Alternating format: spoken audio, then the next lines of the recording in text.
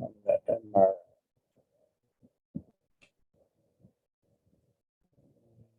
So basically, MRIs are also one of the investigations for which you would get a report. At a level, it's not expected that you should read the films. And it's not one of the things that you can quickly do in a hurry, like an emergency sort of. So you almost always get a report. This lecture is basically to give you an understanding of what it is and when to request for it, and some of the basic indications that you need to use them for. All right. So just for general knowledge. All right. So my introduction. Okay. So MRI is just an imaging of hydrogen atoms within the body. It is just the imaging of hydrogen atoms within the body. All right. And or we would say that it's a map of hydrogen atoms within the body. And hydrogen atoms are ideal from MRI because they possess a single proton and a large magnetic moment. We haven't forgotten what moment means in physics. So in simple terms, an MRI scanner consists of a large, powerful magnet within which the patient lies. It looks just similar to the CT scan machine, and it creates a magnetic field within which the patient will lie. So the magnetic field created by the magnet causes resonance from each proton in the hydrogen atom, and the machine is able to obtain the proton's position. Okay, so the magnet, sets the protons in a certain resonance, and then it detects the resonance that it gets from each atom. Okay, and then it maps out the various, the location of these various protons, and they pass to a computer and it creates an image, basically. And also, since the human body, 75%, 70-75% of our bodies are water. That means that there's a lot of hydrogen around for this imaging modality to use in the human body. So the signal that's emitted by each type of cell is distinct, just like for CT scan, all right? And this allows identification of various types of tissue, including the bone, joints, muscle, and cartilage. And imaging of any part of the body cannot be obtained in any plane. So this would quickly bring us to the difference that we have with CT scan. You know that CT scans, the sections are axial, or what do you call it? Transverse sections, all right? But this one with MRIs, you can have any plane at all that you want. So that's one difference you can note there. And the MRI takes a detailed picture of all hydrogen molecules in the body, as I've already said, and it's computed into an accurate representation of that body region. And there are multiple types of MRI based on if the image is captured at a different decay of signal. That is, we have T1 and we have T2. So you'd hear the phrase T1 weighted MRI. And T1 weighted MRI captures early signal decays. Okay? When the magnetic field is put on, okay, the protons, as the protons go into decay, the early signals that they give off when it's captured, that is T1 weighted image. And if it's the latter part or the late stage decay, that is what we call T2 weighted imaging. And you realize that T1 is usually to delineate normal anatomy, right? And T2 usually used for pathology. So this is how an MRI machine looks like. It doesn't look any different from a CT scan. All right. Yeah, so this is just what I've said. So T1, when you look at how to tell whether an MRI is a T1 or a T2, is to look at how water appears in the image. So for T1, water would appear as black.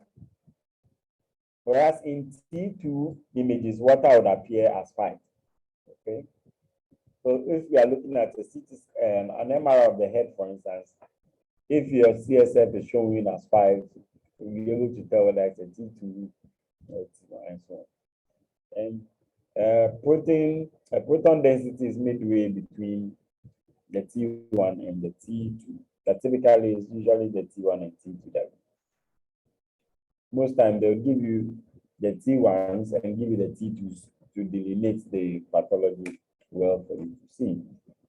Yeah.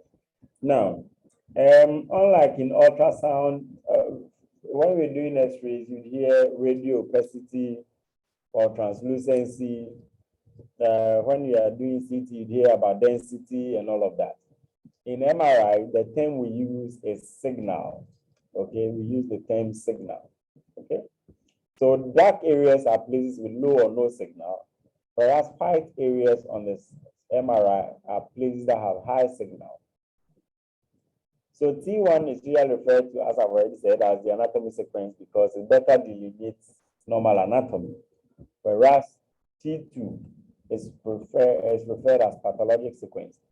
Now, the main thing about MRI is that it's because it uses hydrogen, its key means of identifying pathology is the edema that occurs in abnormal tissue, any form of abnormal tissue. I don't know if you remember your pathology, but anywhere there is any tissue injury, if you go through the molecular process or the molecular injury that is going on, there is always edema. When you go through cellular injury, when cells start getting damaged, one of the things that happen is that the ion channels on the cell membranes begin to lose their function, and that causes influx of water. You know, that causes the edema. So every in the human body or in cells, every cell that is undergoing any form of injury develops edema, and that is why MRI is good at detecting pathology better than CT because it's based on the edema that occurs. And edema, as I'm saying, starts occurring from the cellular level. Okay, so any pathology that you have in the body will have what do you call it? Will have edema in there, right? Okay, so this is T1 and T2. Okay, so as we've said here, in T1, water has no signal and is black. And in T2, water appears as white. So you can see this is a picture of the spine, coronal section. And you can all see that this is supposed to be the spinal cord. And you can see that this TSA that should be around it is appearing as white, whereas here is appearing black. Okay, so over here, fluid or water is appearing as black. It has no signal, and T2 is appearing as white. All right, so basically that's how you see these things. Still on the terminology, just a bit of a repetition. Okay, so in T1, what do you call it? Fat is more bright, and in T2 images, you'd find, as we already said, fat and water. Water would appear more white. Okay, so this is just a repeat of what I already said. So let's look at the application. So this is where your learning comes in. So you should be able to know when to request for an MRI. Now, it is particularly very good for the imaging of the brain because CT scans are able to pick up very gross pathologies, but MRIs can pick up very minute details. For instance, if someone is developing dementia, if someone is having dementia or what do you call it, Parkinson's disease or something like that, you wouldn't, if you take a CT scan, you are not likely to see anything on the CT except for the brain mass that would have shrunk a bit.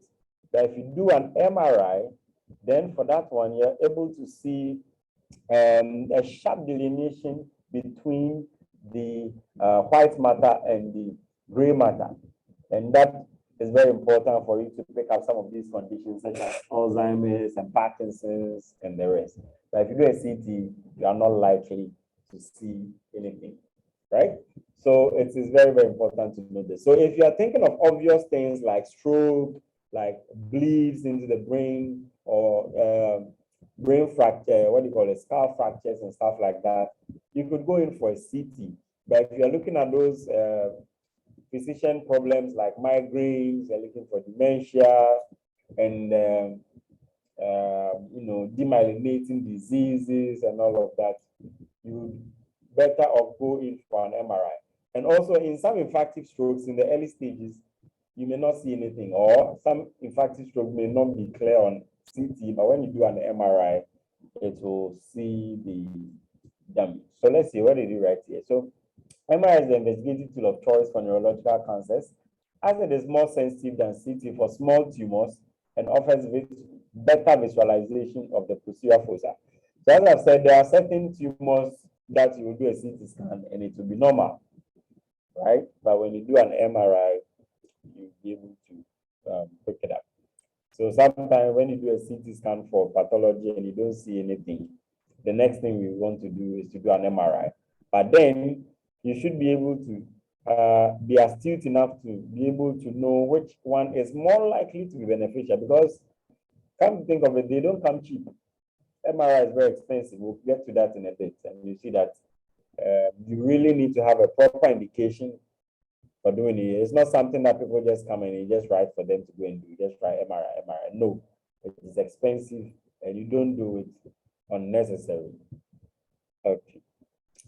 So that's yes. So the other thing, when we were reading, talking about CT scans, I remember I mentioned that CT scans are not good for the posterior fossa of the skull, and also the knee joints, or most of the joints. The MRI, CT scans do not do well there. So these are sharp distinctions that I want you to know crisp and clear. If you're investigating a knee joint, if you're suspecting a posterior fossa tumor, CT scans, though they are good, in these particular instances will not help you. So you know when to request them. Okay, so it's good for the posterior fossa. Yeah. The contrast provided between gray and white matter makes it the optimal choice for many conditions of the central nervous system. And that's what I've already said. Demyelinating disease, dementia, stroke, infectious and epilepsy. Yes, when you do a CT scan for an epileptic person, they will report that it's normal. But when you do an MRI, then you see some distinctive changes that are not visible on the CT. Now, another thing we use MRI for is functional MRI. So it's basically much the same as an MRI, just that in this case, you are using it to look at the blood flow in the brain or the organ of interest to be able to know which parts are active. You know, necrotic parts of the body might not be receiving blood flow, yes? So functional MRI is a way of letting us know aspects of tissue that might be functioning well or not. Let me see if I missed something. It's a non-invasive test that uses a strong magnetic field and radio waves to create detailed images of the body. But instead of creating images of organs and tissues like MRI, the functional MRI looks at blood flow in the brain to detect areas of activity. These changes in blood flow, which are captured on a computer, helps understand more about how the brain works and shows which parts of the brain are most active. Okay, so an fMRI can detect brain problems such as effects of a stroke, or it can be used for brain mapping if you need brain surgery for epilepsy or tumor. Yes. So, for instance, someone who is having a very bad epilepsy and they want to, map out which areas they can take off safely to achieve their goal of stopping or reducing the incidence of the epilepsy, this comes in very, very handy. And also for certain tumors, they use this to also know how the blood flow is in that part of the brain so that they can plan where to cut and where not to cut, to be able to take out the tumor and to preserve as much of healthy tissue as possible so that they don't end up going to remove a part of the brain And it turns out that they took blood supply that is also going to a normal part and render that part useless also.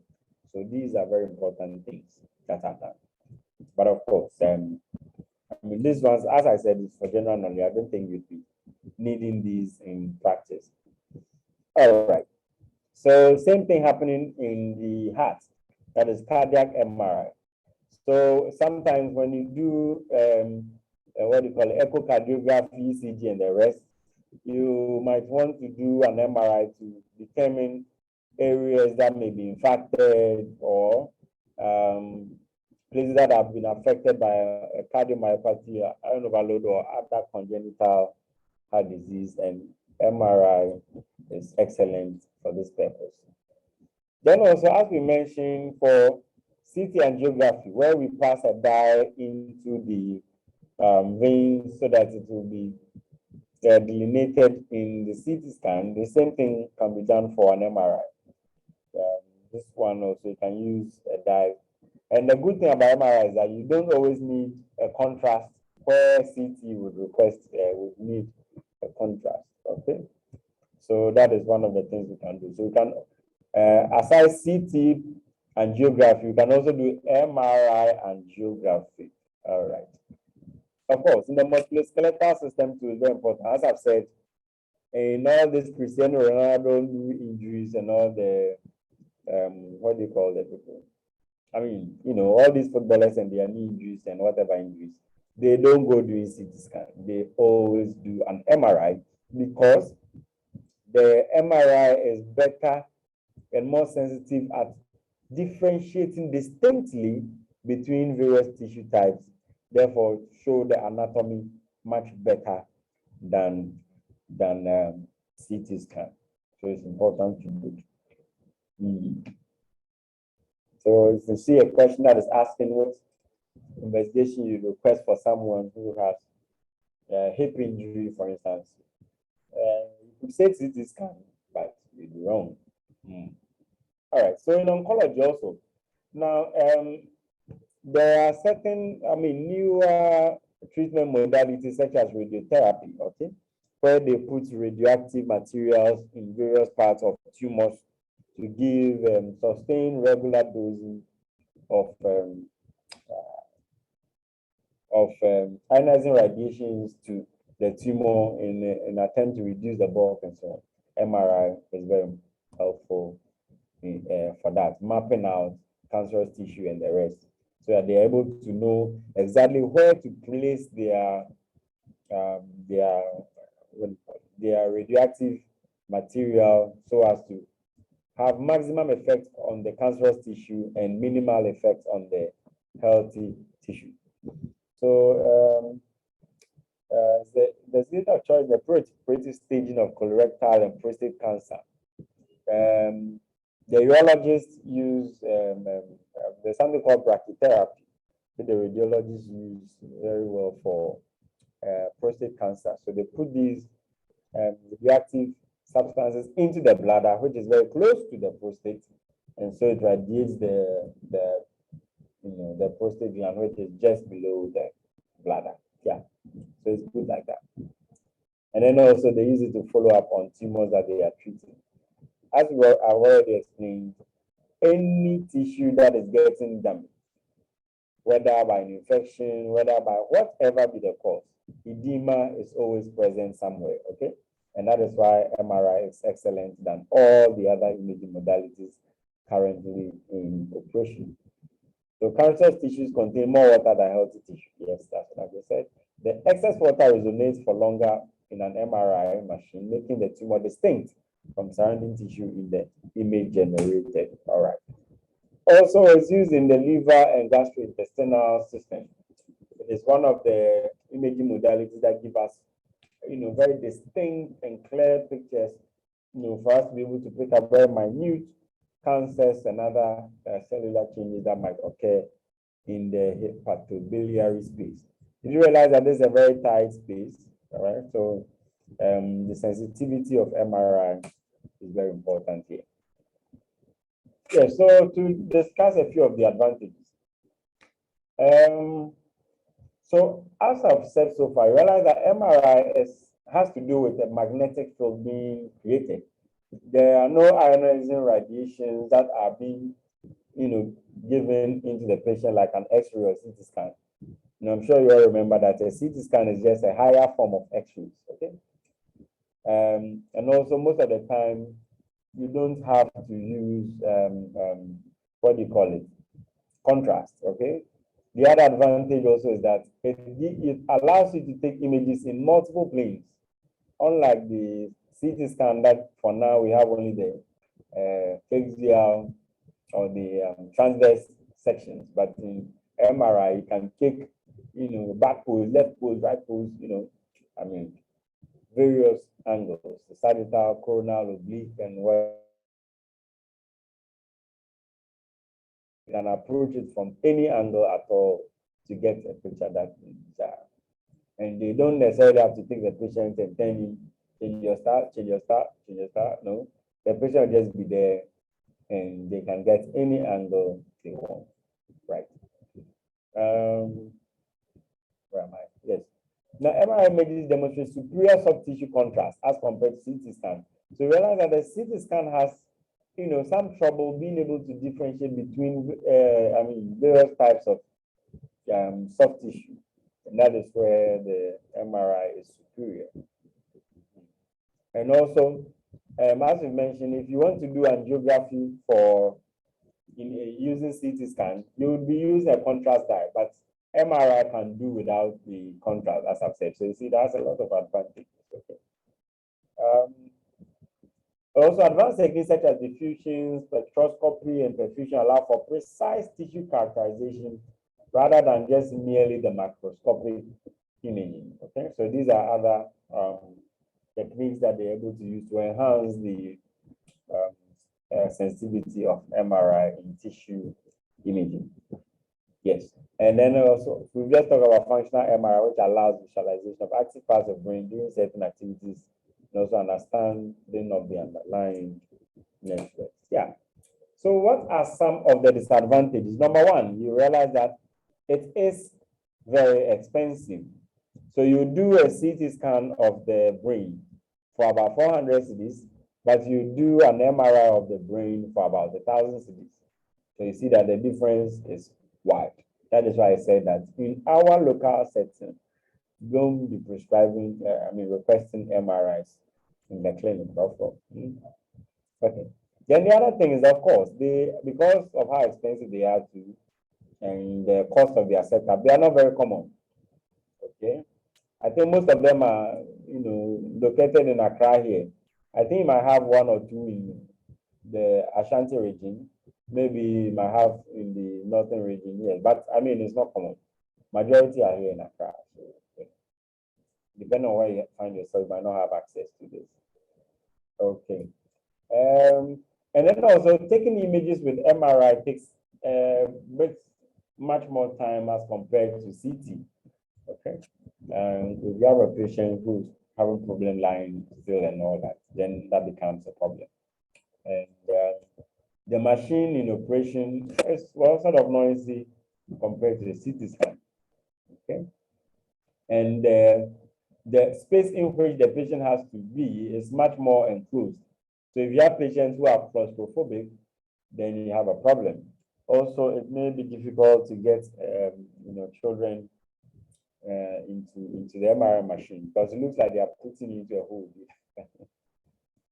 I'm sure when you start your clinicals, you might get to see how an MRI looks like, and then you appreciate what your patients have to go through when you ask them to go and do an MRI.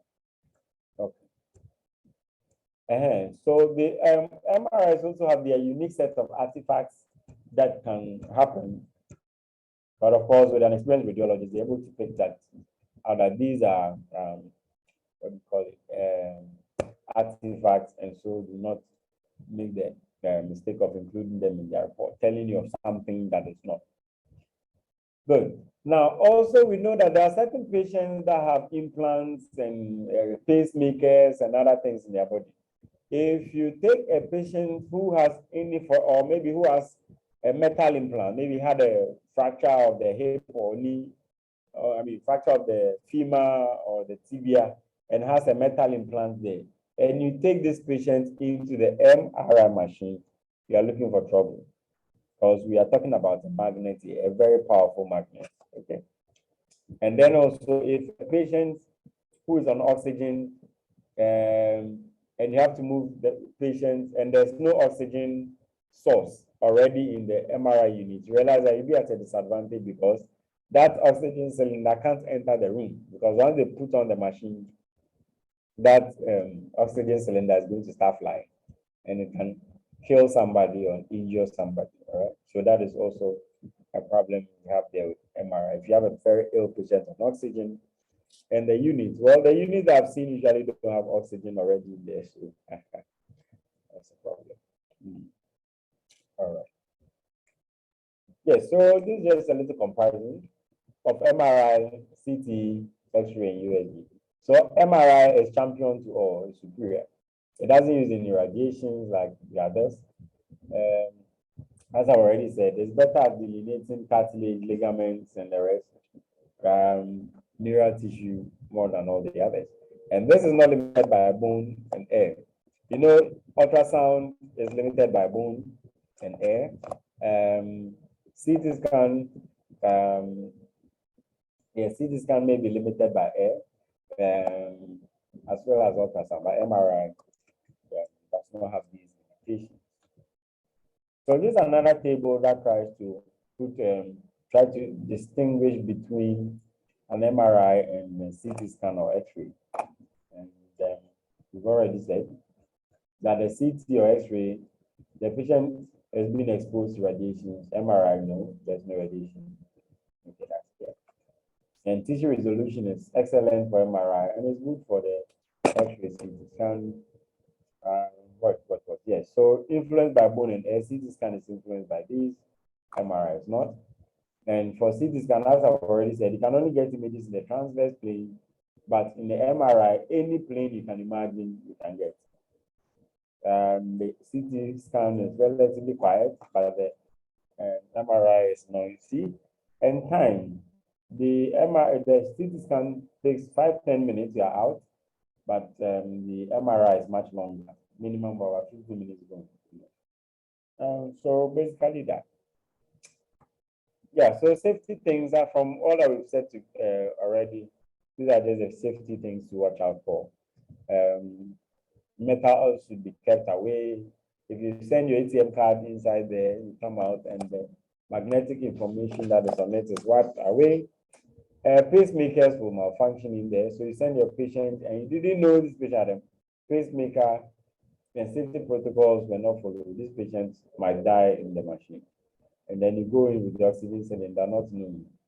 Well, luckily all the people who work there know of all these. They have safety protocols to check all of these things, so it shouldn't happen. But it's important that you know and don't send them the temptation in the first place. Yes. Right. Also, of course, people who have aneurysm who have had clips put in aneurysms and the rest could be ripped off violently, and obviously this will cause trouble. So I think that's the end of our lecture on MRI. Hey, somebody said he couldn't see the screen. You all couldn't see the screen? So we are seeing it though. Okay. Okay. So at this point, if you have any questions, let's quickly look at them.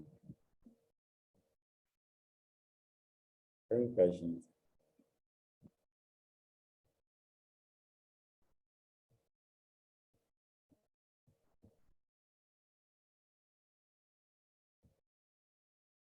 Hello, Doc. Yeah. Hello, Doc. Please, you said MRI is not limited to bone, but I want to confirm if you can use it for the paranasal cyanosis. Oh, yes, you can. But then a cheaper option is a CT scan. So you wouldn't want to request it just because of the paranasal sinuses. Because a CT scan, which is cheaper, can do that job. Okay. Thank you, Doc. But it will see it excellently. Exactly. Okay. Thank you.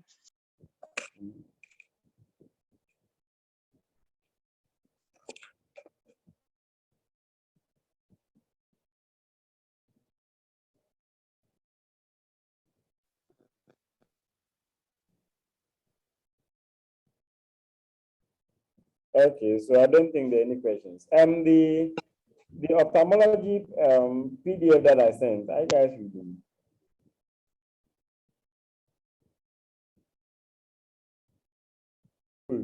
Come again, Doc. Pardon? Hello, Doc. Please come again. I was saying that the ophthalmology PDF, the notes that I sent, I hope you are going through them. Yes, Doc. We are. Okay. And so come to think of, okay, I think this might be our last class on radiology, but there's something I want to treat on, what do you call it? With regards to X-rays, just some miscellaneous things that would be beneficial in practice. For instance, in trauma, X-rays in trauma, and then also and the rest. I mean, these are the trauma series, of course, that one you need it in practice. But then, what do you call the other one? The burial minima and the rest, depending on where you are practicing, you might be asked to request them. But of course, just for you to know. So I think I'll have one last lecture on that. Then we should be done for diagnostic imaging. Then our last thing is to quickly brush through the PDF notes that I sent you, and then we should be ready for the exam. Yeah. So any questions? Hello, sir. Oh, all right. So I think, Hello, sir. yeah. You can also use it for studies. To study, when you are doing a study, you can also use it for it, right? What I don't understand you. What are you saying? Hello, could you explain yourself better? I'm not getting what you mean. Yeah, So I'm talking about. Why do you want study? Sorry, I'm talking about the applications. Yeah, you said study, and I'm saying what study are you talking about? Okay, for example, like when you are imaging, when you are studying, you put a subject under the MRI to find out what part of the brain correspond to whatever operation a person is doing. No, please, we don't use MRI like that. Or I'm not getting your question. Like, if you want to study, be clear on your study. The way you're saying it sounds like you want to know what part of the body is wrong. Then you just write MRI. Is that what you're saying? No, I mean about the brain function. When you are Mm-hmm. doing studies about the subject and you put the subject in the MRI, you can you give the person a task to perform so that you can image the person's brain. Yeah, so that that is the functional MRI I mentioned. But as I said, it is not. I don't go and request these to any patient to find out whether a part of the brain is working well or not. Don't do that. Oh no, not for diagnosis purposes. Then for what? For example, like maybe. Mm-hmm. For example, like maybe if the maybe something like neuroscience studies to come out with areas which, so that in case, for example, like if you have something like lock-in syndrome and you want to find out how the patient is corresponding, when you can use it to image. And what